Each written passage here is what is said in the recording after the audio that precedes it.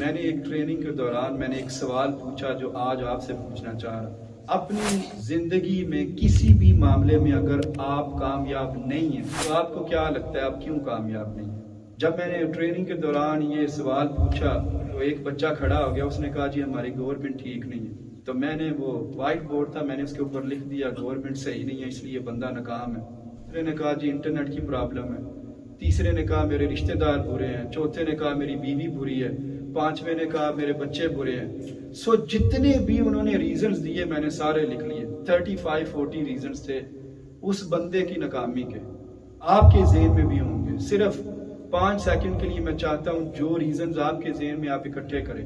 کیا ریزن ہے آپ کیوں کامیاب نہیں کسی بھی معاملے میں، چاہے وہ شادی ہے، چاہے اکنامکس ہے، آپ کی پرسنل لائف ہے، فیملی لائف ہے۔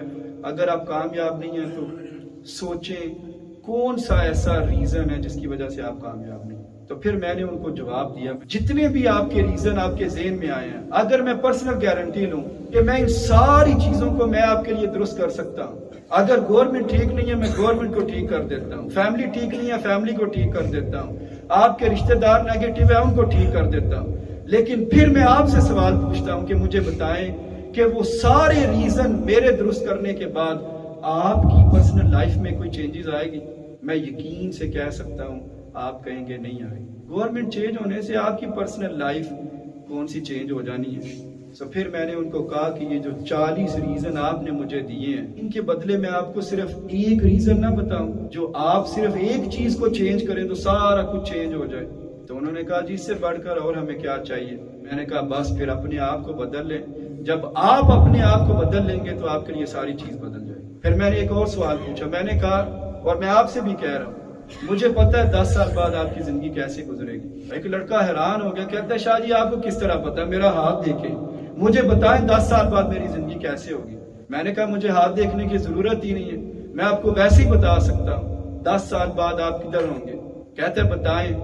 میں نے کہا آج کے ٹھیک 10 سال بعد آپ کی زندگی جس طرح کی آج ہے یا اس طرح کی ہوگی یا اس سے بھی بدتر ہوگی۔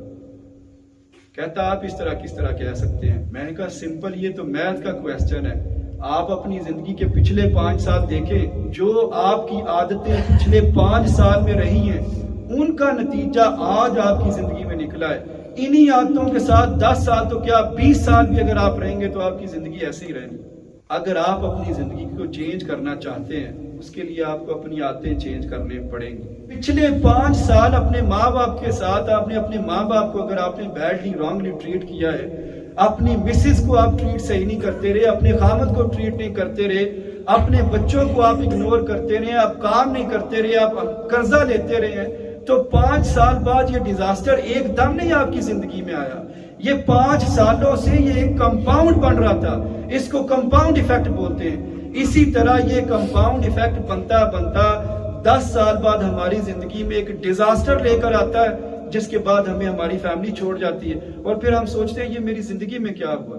تو ہمیں اس کو کہنا چاہیے بھائی جان یہ ڈیزاسٹر یکدم نہیں آیا، 5 سال کی اپنی پچھلی عادتیں دیکھیں، 5 سال آپ یہ کرتے رہے۔ اس لیے آج کا پیغام یہ ہے کہ اگر ہم اپنے آپ کو بدلیں گے تو یقین کریں سب سے بڑا بینیفیشری، سب سے بڑا فائدہ ہمیں خود کو ہے۔ اپنے آپ کو چینج کریں گے ہماری ذات کو فائدہ ہوگا۔